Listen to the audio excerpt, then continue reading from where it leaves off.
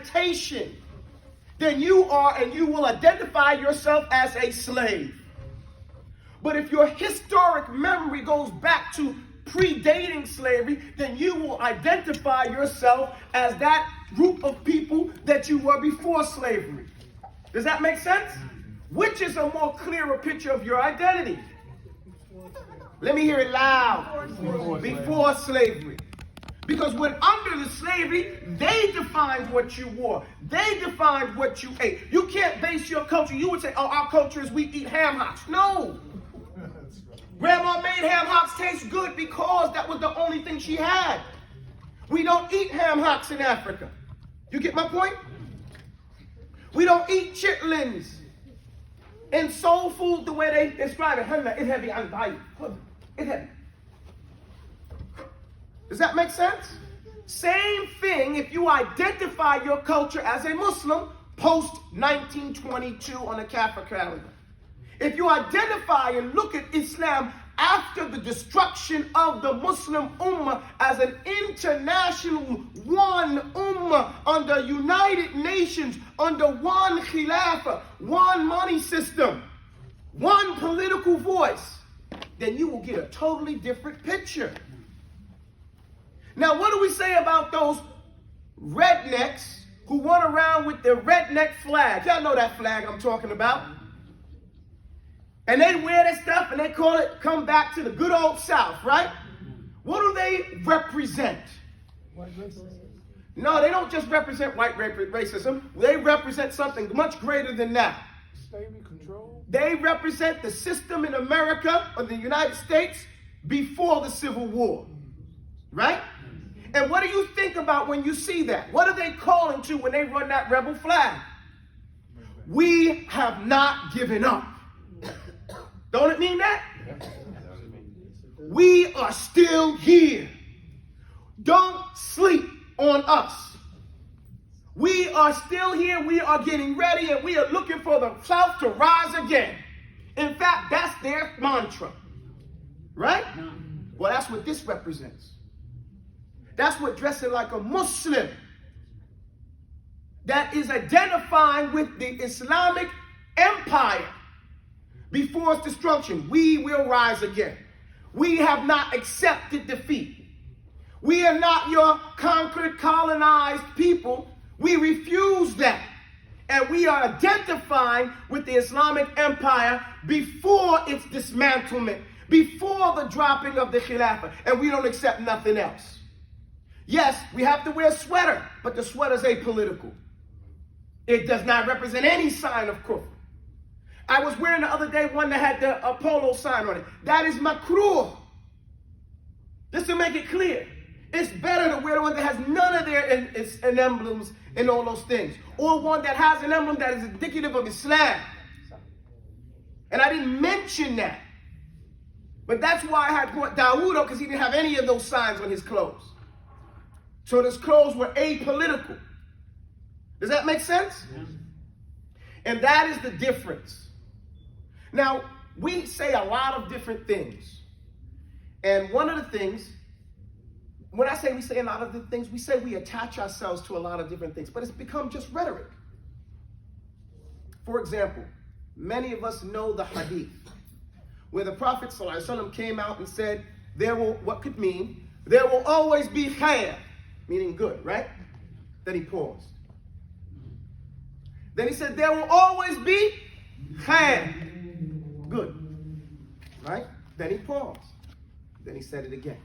There will always be khair, good. And then what did the people say? What do you think you would say? When? With whom? In what? Fima ya Rasulullah. They said, regarding what, ya Rasulullah? The Prophet ﷺ said, in you. As long as you distinguish yourselves, as long as you khaliful Yahuda wa Nasara, you differ, you distinguish yourselves from the Jews and the Christians. Now take that hadith and put it on the other hadith that there will be the Muslims, the believers, will follow the Jews and the Christians step by step until even if they do something undignified like go into a lizard hole, they'll follow them. These are two descriptions. So the Prophet is saying, yo, you'll be good if you stay away from doing that, right? And this is a distress. This one is, there's no good in that. Now, where are you with that? Now, we say that rhetorically. We say, yeah, we're down for that, right? But then we have to look at it. Are we actually applying that in our lives? Are you differing with them in every shape, form, or fashion of your way of life? We were just talking about sports, right? But if we look at our way of life, we eat different from them, don't we? No. We're supposed to. We're supposed to. Not only do we eat different foods, we're supposed to eat different measurements of food. A lot of us haven't understood that. So we're getting the same stomach diseases that the kuffar get. But if we ate differently and ate the way that we'd be different from them. We're supposed to marry for different reasons, right? And the marriage is supposed to be based on different reasons, right? So that's another aspect of our life and our existence. We're supposed to look up to different peoples. We're supposed to look up to prophets, their companions, the scholars, and even the righteous kuffar, those who have done something good for humanity or displayed great character. And we're supposed to know about those people and not about fools or people who don't display those characters. Are we doing that? Not a lot. Not a lot, because we don't even know our heroes. And you can ask yourself that. Name 5 African Muslim scholars today that's on the Sunnah, the Salafi. Point is, name 5 African, scholars of the past and leaders in Islam from 1454 years ago till now, besides Najashi. You get my point? We don't even care to know about ourselves. We don't even erase ourselves out of the picture. Maybe somebody will say Uthman Dan Fodio. You guys get my point? So we are not doing those things even ourselves. But we can learn, we know other people's stuff. This is trained. Trained. We have to break that habit. Now we get down to sports. The Prophet ﷺ, what opposes the Sunnah is what goes opposite to what the Prophet says. And if by doing it, it prevents you from doing the things the Prophet ﷺ said. Now, what are the things the sports the Prophet told us to do? Name them. Archery. So, no, he didn't say archery. A lot of people get that wrong. He said throwing. Some people define it, some scholars define it as shooting. Some define it as rocket launching. Okay? No, seriously. Abdul Hamid II, Al-Fatih. Darts. He described it. He took that hadith and said, you got to make a cannon. He made the biggest cannon in the world. And he took over Constantinople. Right? And made it Istanbul. Because of that same hadith. So it's whatever modern day throwing is up. So it's not archery alone. It could be shooting the pistol, shooting the rifle, because that's the normal way of shooting nowadays. Just because archery was the modern day rifle. Back in those days, and if you go study military history, the double back bow hits like an M16. It hits like an M16, the same caliber. Does that make sense? So things haven't really advanced in the world. They just changed the means of doing the exact same thing.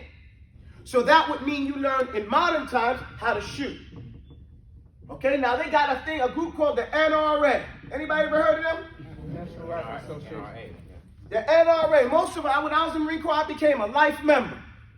Okay? I suggest you do too. They have classes. There are some neighborhoods where real Americans live, and you can't live in that neighborhood unless you're an NRA qualified rifle member. Everybody in that area has to be qualified to shoot, to live in that area. What you think they all about? They all about defending their rights as Americans. But see, what we don't want to accept, that when we say that, the FBI gets on overtime. And starts looking at, and we be scared. We shaking up, we don't want to say nothing. But he looking at you when you ain't doing nothing either. Don't nothing really change. But if you got a legal right, then apply that legal right. And if you cannot, then it is haram for you to stay in this country. If you are afraid to apply it because you feel some harm is going to come to you for applying your rights, then it is haram for you to stay here.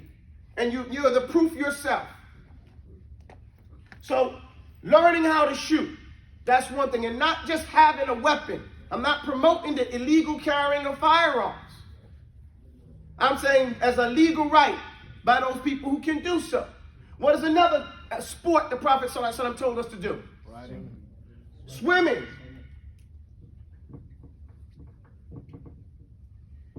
And this is a time thing. You got to start with the young ladies. You got to start with a young time. Oh, we got to get our own pools, don't we? We got to get our own pools. In New York City, they started renting the Y. And guess who jumped on board? The Jewish women in New York. And they put their money in along with the Muslims so they could have the same days at the same times and have that place locked down and pay for a guard to stand out there so no men could come. All the money we spend on this nonsense and that other nonsense, we can't get a pool? Our own pool? Well, the parking lot floods. So we can hook it up, right? Convert it. And get some brothers, some days for the sisters. And just imagine if all of the ladies and all of the men, we had different levels of swimmers. Couple of, we call it wussies, water safety survival instructors. That's the schooling that you have to take to become a lifeguard. Does that make sense? And then it could include scuba diving for those who are interested in that. Now, what other sport did the Lord's messenger tell us to do? If we call it wrestling, let's call it what it is, martial arts. Martial arts. Martial arts, okay? Learning how to fight. CQB, close quarter battle, right? With your hands, or with the hand weapons, right? Yes, sir. Martial, the same word. I was going to ask you, can you explain the difference between... Yeah, I didn't write it the French way. The French put a T right there, T, martial art like that. I wrote it the way it sounds, martial. And this is the way most Americans write their name if their name is Marshall, right? Same word, okay? You know, it's like they read our names wrong, right? Whenever, hey, write there to how it sounds sometimes. But this is an actual word, martial. It means the same thing. What do you think the U.S. Marshals write? They write martial, okay? Because martial means militant. Martial is from the god Mars, right? And so we have the month called what? March, right? And when you're walking to the battle, what do they call that type of walking? Marching. And it's called martial arts because it's the military art form, right? It's called martial law when the military takes over, right? He's a U.S. Marshal because all of them have been in the military. Must be. You can't be a marshal without having been in the military. You get my point, guys? So we need to know our own stuff. So he told us that we have to learn martial arts. Name something else the Prophet ﷺ told us that we have to do, a sport. No, it's not horseback riding. Because what's today's modern horse? Driving. He taught us that you had to know how to drive. Or ride. Let's say ride. As they say in Cali, ride or die, right? It could apply to any type of vehicle that is used normally in the environment that you live in. So if we're living in Southeast Asia, it's going to be a boat, right? Because most of the people there live in boats. Right? Remember we used to call the Cambodian people? What did we call them growing up? The boat people. You know, and even that's just Cambodia, but that whole area down there is mostly Philippines and all this stuff. They got boats, just like we got bicycles. So whatever the vehicle is of the time, is this it? No. What else? Running? No, running goes under martial arts. Okay. Yes? I'm guessing. Was it... No, don't guess. No. And say, if I don't know, say I don't know. So the Prophet told us to learn how to shoot, swim, martial arts, and drive, right? Yes, sir. Playing with the spouse? No, that's not a sport, brother. Yeah, it's not a sport, but it was... Yo, No. you're gonna get me shot. He's not married. No. He's not married. Yo, be quiet. Yeah. This All right. is another hadith that it was... That's going between What shooting. kinds of recreation? No, we're not talking about recreation, like we're talking about sports, okay? Now these sports right here, Forgive him, ladies. Now you got the ladies talking, looking at you. They digging in their bags, see what they can throw at you. Give us a hint. Now next. Is one more? There is one more. I just forgot myself. Moving on. I'm just going to go ahead anyway. Okay. No. She said running. No, was- all that's climbing and running, all that's tied to martial arts, okay? Because you got to be in fighting shit. Does that make sense? But let's leave it at this right here for now. This is what we can remember. Wallahu a'lam. Whenever you say something, say Allah knows best, okay? So with these 4 sports right here, these 4 recommended sports, what do you have at the end of that? What type of individual do you have? Train. You Qualified. you have a Competent. prepared person. Competent. You have a person that's prepared to deal with real life events. Does that make sense? Real life events. Okay? You have less to worry about with that person because he becomes competent. Okay? Now, I would love to have a son-in-law, daughter-in-law that can do these things. Wouldn't you? Or a spouse that can do these things. I don't care if he can throw a football, basketball, kick the soccer ball, or any of those things. What you get out of this mentally, physically, okay, is totally different, and the humility that you get from doing these particular sports. Because there's a certain type of seriousness that goes in all of them, right? So then this is something that we should strive to do and have allegiance for.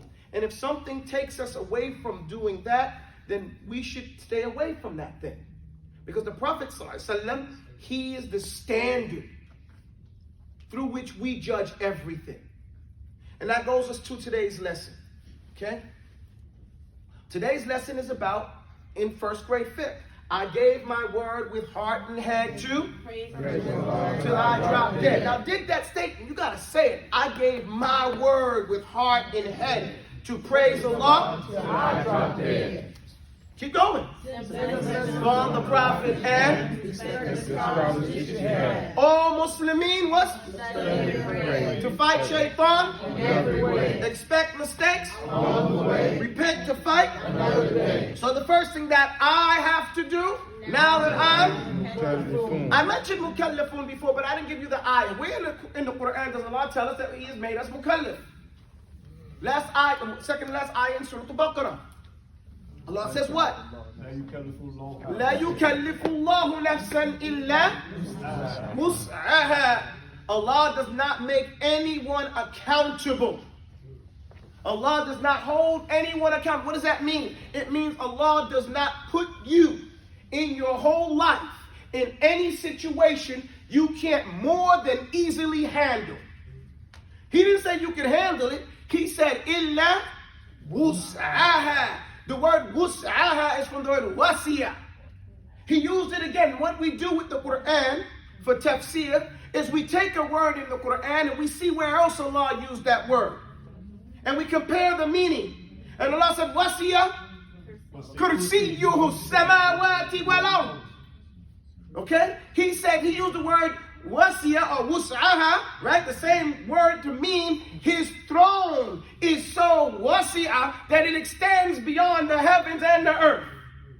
So does that make you understand what wasi'a means?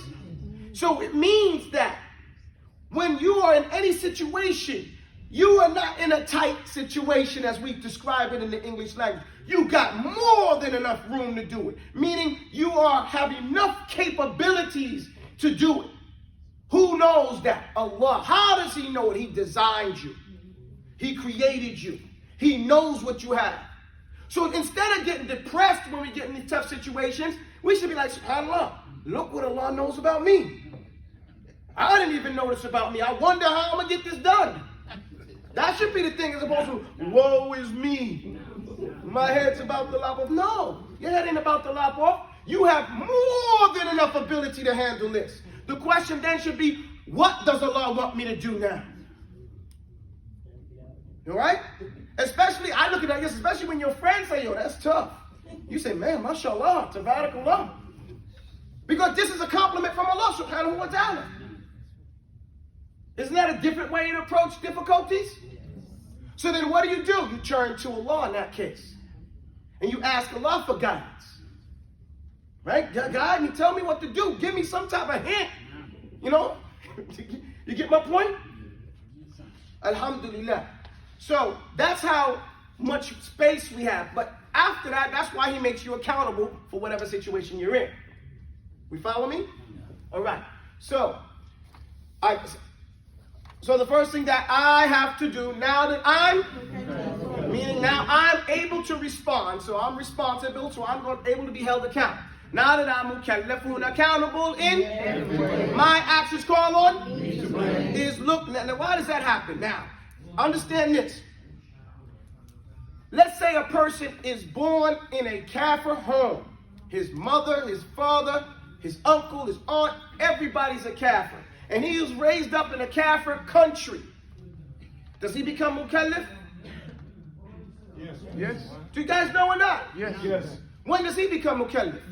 When he reaches By the time he reaches maturity, 15, Allah holds him accountable to pray, fast, make Umrah and Hajj, and take that Shahada. He's not giving a break, is he? No. He's not giving a break because he had a kafir family. If he dies and he didn't take Shahada, and he does something else or anything else, Allah says he's going to Jahannam. Allah said it. So we can't say that, oh, well, you know, he doesn't know. Allah made him mukallaf, just like he made you and I mukallaf. So that means Allah knows something about us that maybe we don't know or we don't recognize. And that is, he designed in all of us the recognition of his tawheed. Right? And that he brought that out before we were even born in this world. Doesn't Allah say that in the Quran? Yeah. So that's my proof. What does he say? Alastu bi rabbikum? Am I not your Lord? Allah is telling us that before we came into this world, when he's wiped the back of Adam and all of us came into existence, he gathered us together and said, Alastu bi rabbikum? Now the ulama look at this statement in the tafsir and they say, he didn't say, I am your Lord, do you understand? Because that's a teaching statement, right? But Alastu bi rabbikum is like, you already know this, don't you? Right? Because Alastu, ain't I your Lord? How would they know? How would they know? I'm asking you. Because he created them. Because he created them, and he, being that creator, he designed, qaddarahum. He put the qadr in them. He designed, this is what qaddarahum. He designed them with the knowledge of who their Lord was. Does that make sense? Yeah. And then he made them yashhadu ala dhalik. Right? Then he made them bear witness to that. Then he sent us into this world. So the one who dies on kufr, it wasn't because he didn't know, because he kafaraha. He covered it up. He suppressed that knowledge. Does that make sense? Yeah. We need to understand that. Allah is just. Allah is just. Kafir, born in a kafir family, has no excuse. Yawm al-Qiyamah. And Allah knows best. So the first thing that I have to do now that I'm accountable in my actions call on is look to see what faith demands. That's the 6 points of Iman, right? What are the 6 things that we're supposed to believe in? And if you don't have it, you're not the Shahada. Come on. Allah, His angels, His books, His messengers. What else? Right, so those 6 pillars or principles of Iman are the demands of faith. If you don't have any one of them, or all except one of them, you do not have Iman. That's what faith demands that you believe in. So we find some cults, they say they believe in some of these things and they come up with some weird ideas about some others. They're not believers. Does that make sense? Have I complied with its commands? What are the commands of Iman? Come on, are you not to Muslim? First you have to a'lana deenakum. First you have to display and appear as a Muslim, right? And that's firstly verbally, right? If you got to do it verbally and you can't see words, don't you mean you got to show it physically with your clothes? No. You get my point? With your actions? Because speech is not the same. You can't hear speech if I'm walking down the street not saying nothing. So the fact that I have to a'lana it sawtiyan, I hope to have to a'lana it physically. Then I have to pray. Then I have to pay. Then I have to make hajj and fast, right? These are all things that are the commands of Iman. Have I complied with its commands? What do I think? About Allah. Why is it correct? And what's up? Fadl.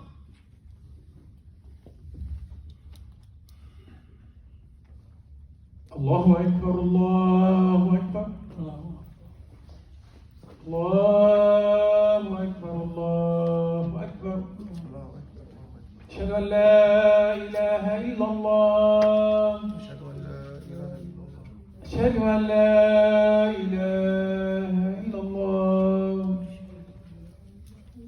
أشهد أن محمدا رسول الله أشهد أن محمدا رسول الله حي على الصلاة حي على الصلاة حي على الفلاح حي على الفلاح الله أكبر الله أكبر لا إله إلا الله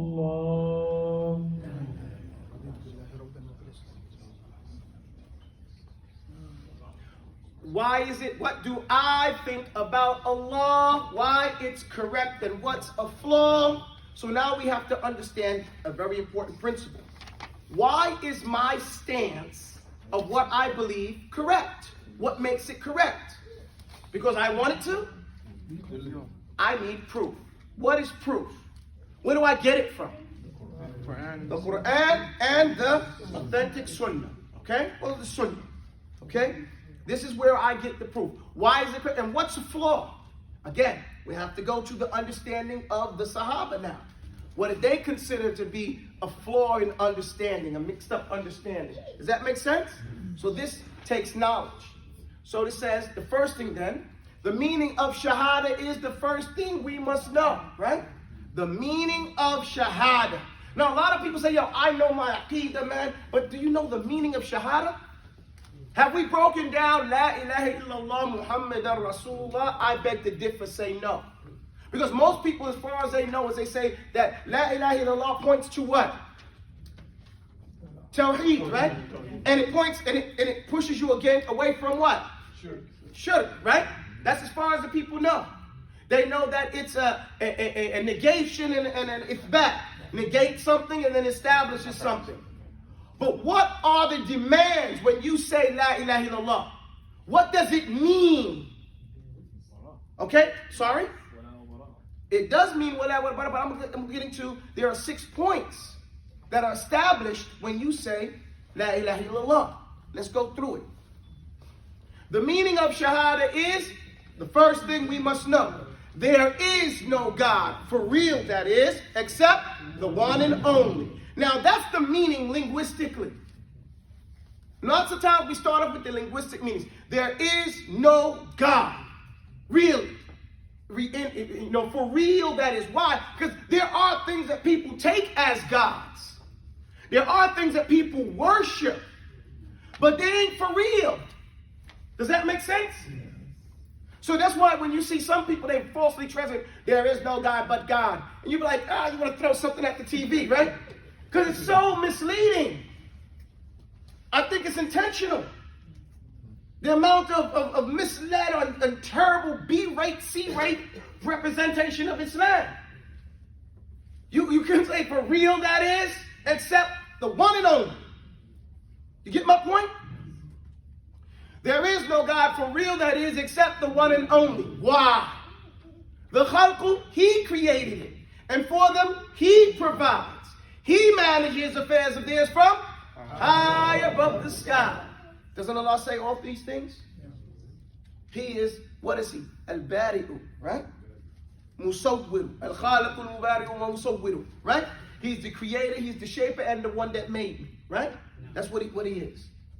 Said, be to the world that at once it was formed, no example that he filed, glorified be the Lord. Okay, as it comes in Sulam al-Usul. All right? So, he said, He is the creator, the shaper, and the one that made me. What is this all talking about? Rububiyyah. Why? The lordship of Allah. Why? Because no one negates this. The kuffar don't negate this. Now somebody said, what are you talking about? We're talking about something that may be above a lot of people's pay grade. We're talking about theology. In the theological study of cross religions, the Christians, Jews, Buddhists, none of them negate the existence of a Lord that created everyone. They dispute on what the name of that Lord would be. Amongst the modern day Christians, the Lord is the Father in their language. The Lord God is in some of the language. And then the Jews say other things, but they mean the one who created, shaped, and manages our affairs. يُدَبِّرُ الْأَمْرِ مِنَ السَّمَاءِ إِلَى الْأَرْضِ. Allah says in the Quran, يُدَبِّرُ الْأَمْرِ. He manages affairs of theirs from high above the sky. Allah says literally that in the Quran. يُدَبِّرُ الْأَمْرِ. He manages the affairs, from the sky, from the heavens, all the way back down to the earth. Does that make sense? So he's the creator, the shaper, and the one that made us. So the meaning of Shahada is the first thing we must know. There is no God. For real there is. Except the Khalqu. The Khalq is the creation. He created it. No one else. And for them, He provides. So if this is mine, I made it. I take care of it. Who can tell me what to do with that? No one. Does that make sense? So Allah said the Khalq, He created it, and for them He provides. He manages affairs theirs from high above the sky. Too high, I say, that's saying Ta'ala. Too high, I say, sublime is He. It's only saying Subhanahu wa Ta'ala backwards. Ta'ala Subhanahu. That's what we're saying. We're saying Subhanahu wa Ta'ala. We're saying glorify He and Most High. So in the poem He says, too high is He. Sublime is He. For partners or Nadir. For partners, for someone having a share in that, and Nadir is having any competition. He ain't got no competition. Shaitan ain't in a race with Allah. Shaitan has a license to do what he does. He asked permission to get, and he got permission to do everything he's doing. So he says, sublime is He for partners or Nadir. And this is what Shahada means. But let us make it clear. There are conditions tied to it, to which we must adhere. There's knowledge, then yaqeen, and then acceptance, my sweet dear. Then inqiyadu, then nisid, ikhlasu, and mahabba. Allah, we ask for help into it, admit us into. So here are the 7 keys of what? La ilaha illallah. Now we say these things rhetorical, but we don't put them into practice. He said there's knowledge preceding first, right? Yes. Knowledge, then yaqeen, and then acceptance, my sweet dears. Then inqiyad, and then there's sit, ikhlasu, and mahabba. So knowledge precedes first, right? Allah says know that there is nothing worthy of worship besides Him, and then go do action, istighfar. So knowledge comes first. Then after you get knowledge of something, you get yaqeen. What is yaqeen? Certain. You become sure. Right? First, sometimes you know something and then you get more information about it, right? And then you become sure. Certain about that thing. And that's like more really unbreakable, right? And then what does that lead to? Knowledge and yaqeen, and then? Acceptance. Which is qabul. Right? He said it, qabul. It's acceptance. What does that mean, acceptance? Accept what you know. So now because maybe I'm thinking this way, and I got knowledge of that way, and then I get more knowledge, hey man, I'm certain about it, so then I accept this as a reality and I leave that other thing. Does that make sense? Yes. I accept it.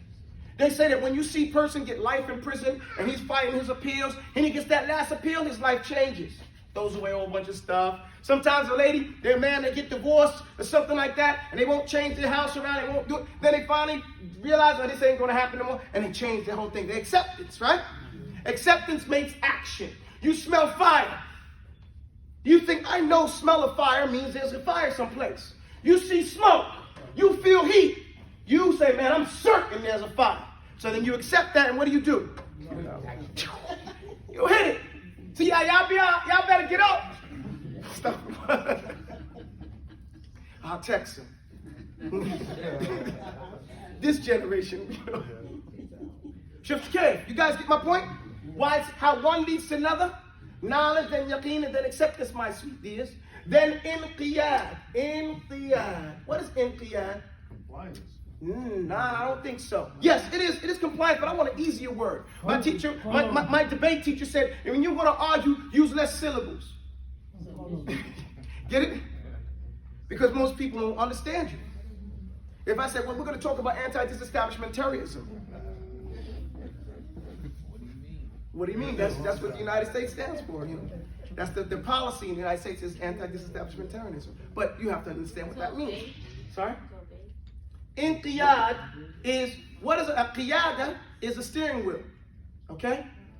So what is inqiyad? You have to understand Arabic again. It's on the scale of infa'ala. Infa'ala. Okay? Infa'ala. Inqiyad. You get my point?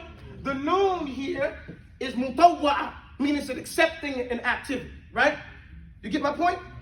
Allah's messenger made dua to show the people a sign. Right? And so Allah told the moon, shaqqa, break. Right? In shaqqa al-qamar. You get my point? So the moon, in obeying the order of Allah to shaq, to break, in shaqqa. You get it? Mutawwa'a with the noon, and that's why you have to learn Arabic, so to understand that it is obeying an order. Okay? The form of the verb is obeying an order. Does that make sense? So inqiyad is to allow yourself to be a steering wheel. Who's turning it? Allah. Allah's messenger. You get my point? So Allah says, go right. Don't you hate the steering wheel back in the days when they had no power drive? My first car was a BM, and I messed up the clutch. So I had to get one of those Starsky and Hutch cars back in the day. I don't know if you guys remember the Starsky and Hutch cars, bucket seats, and then the power steering went out, and I was like, you know, the wheel goes real loose, right? But then you try to turn it, it's really hard. No inqiyad, right? The steering wheel is not giving you the way you go. And that's what we do by resisting. Inqiyad after qabul, after acceptance, is allowing Allah to direct you. Allah says, right, the instant willing obedience to orders, right? فَلَا وَرَبِّكَ لَا يُؤْمِنُونَ. Allah says, I swear, no, by your Lord. No, I swear by your Lord, they're never going to be believers. حَتَّى يُحَكِّمُكَ فِي مَا شَجَرَ بَيْنَهُمْ. Until they use you, Muhammad. Dig it. This is without bara. Until they use you, yuhakkimuka. They use you as a hukm. فِيمَا شَجَرَ بَيْنَهُمْ. In every argument they have amongst themselves. ثُمَّ لَا يَجِدُوا. Then they don't find. لَا يَجِدُوا. فِي أَنفُسِهِمْ. In their own self. حَرَجْ. مِمَّا قَضَيْتَ. From what you have qada. What the judgment of Allah. The judgment of his messenger. وَيُسَلِّمُوا تَسْلِيمًا. And they instantly and willingly obey. If they do it with haraj, this is nifaq. I'm going to go pray, but I don't want to. Allahu Akbar. What is that? Nifaq, right? Because inwardly, I'm hiding a feeling that outwardly I'm expressing a different one. I got a problem with Allah, right? Because I don't like his order that I have to, but I got to do this right now because, because social reasons. So Allah says, I swear by you, they're never going to be believers until they do that inqiyad. The instant willing obedience to orders. Respect for authority, self-reliance, and teamwork. That's discipline. And that's an Islamic concept. So inqiyad, knowledge, then yaqeen, and then acceptance, my sweet dears. Then inqiyad, then there's what?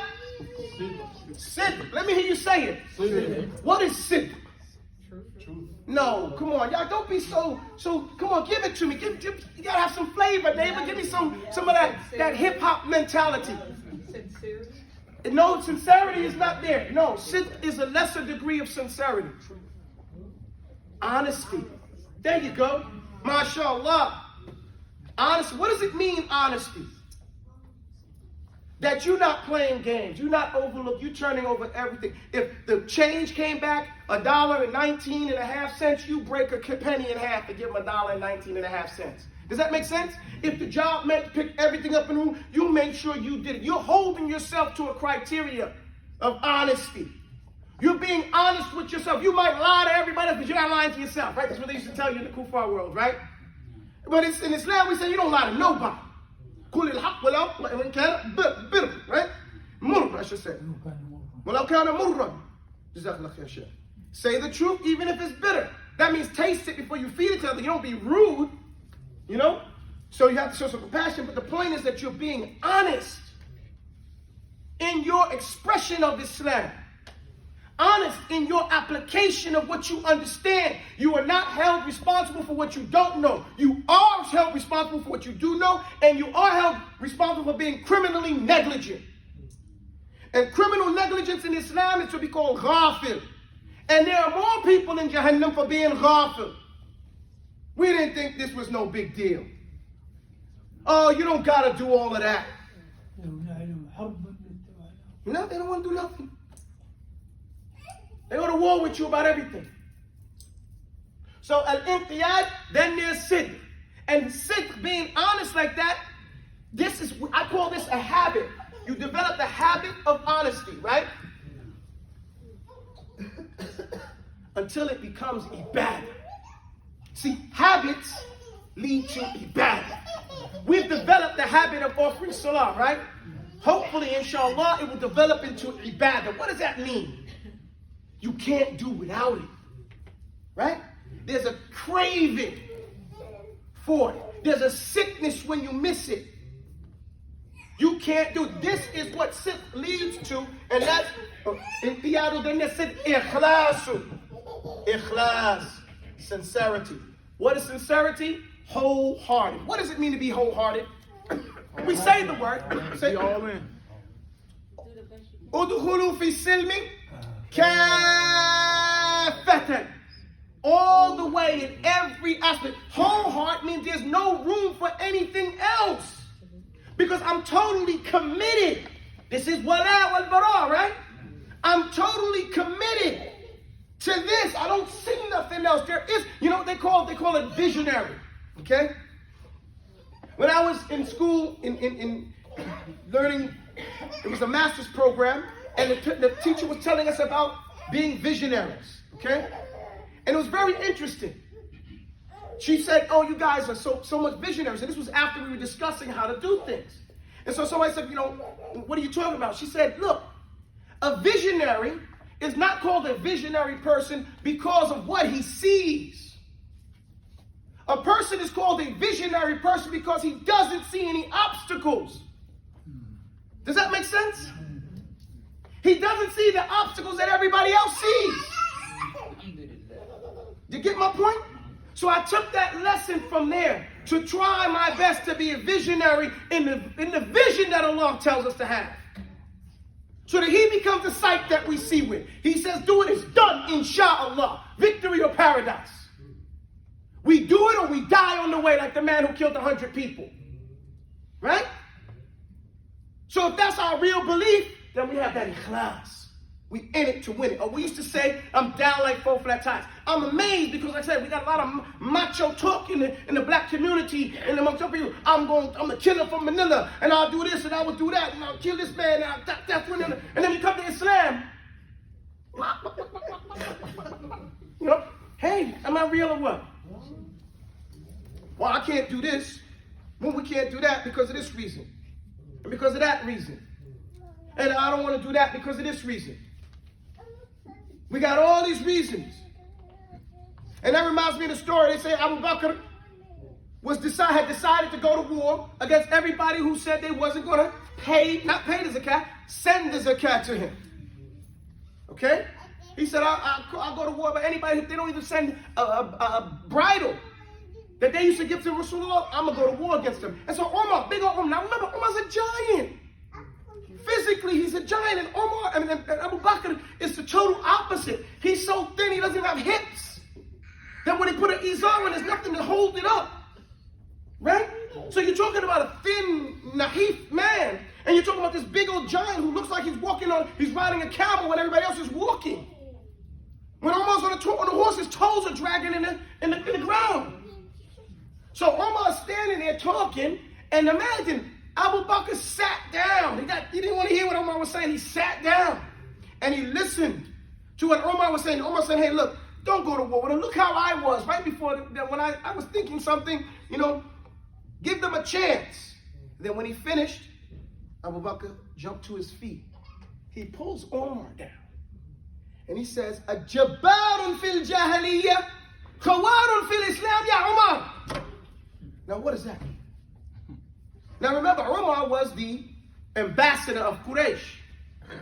Omar went to a meeting representing Quraysh with other tribes. He said, okay, let's wrap this up quick. I say we do like this. Whoever disagrees, just stand up. A couple people stood up, chopped their heads off. All right, we good then, right? And after that, they were like, hey, send Omar. We get a good deal, right? That's Omar in Jahiliyyah. He's all the way down. Anybody disagree? Chop their head off. That's it. Now you come to Islam, he said, Jabbar, and you're going to be this big bully, this invincible Jabbar.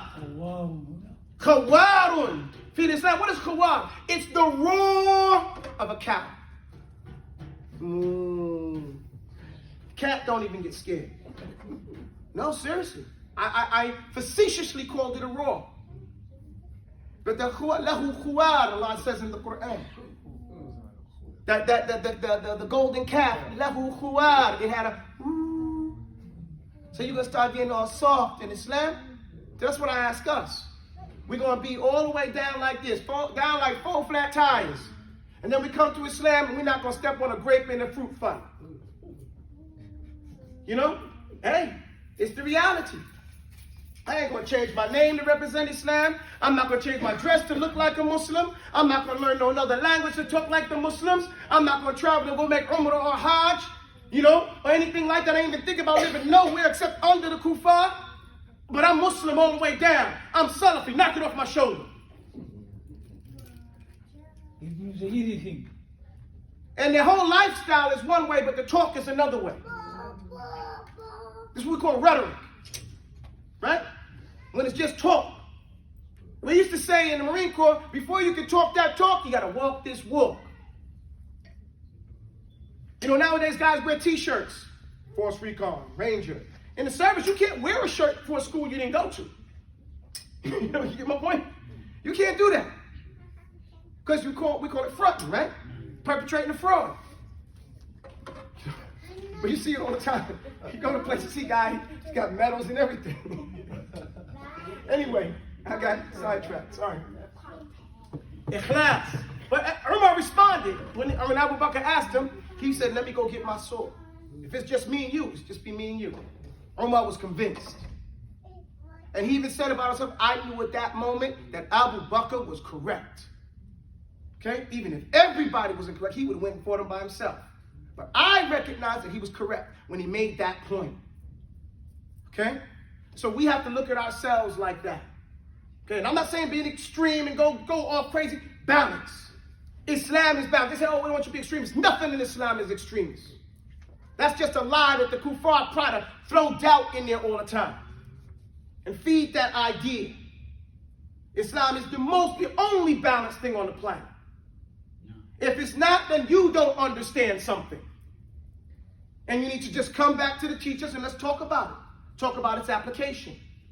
Its realistic and practical application.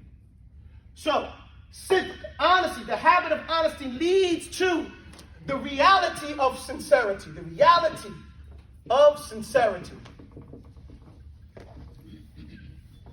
And sincerity leads to love. Mahabba. Loving Allah. Okay, shukr. These are the keys. This is how you can benefit from La ilaha illallah. Our scholars tell us that if you don't have this, you got a key, La ilaha illallah, with no teeth on it. You got the right key, but you don't got the key, the teeth on the key. So what door that's going to open? They say, وَإِنَّهُ لَا يَنْفَعُهَا إلا بالنطق إلا إن لم يستقبلها العلم واليقين والقبول والانقياد فادر ما أقول الصدق والمحبة الصدق والإخلاص والمحبة وفقك الله لما أحب. يعني Hafiz al-Hakami, he said that in his poem about the same thing. Only thing we did was anglicize it. Okay? So these are the keys. This is the route. Knowledge, certainty, accepting that reality, allowing yourself to be driven by Allah and His Messenger, being honest in that driving, whatever direction you being honest in your application of doing what you've been told to do, right? And then that leads to that sincerity, and that sincerity will lead to mahabbah, and that's the highest maqam, love. I see the Imam is here. There were 2 questions. I saw them. After the salah, I'll answer them, inshallah. سبحانك اللهم وبحمدك أشهد أن لا إله إلا أنت أستغفرك وأتوب إليك.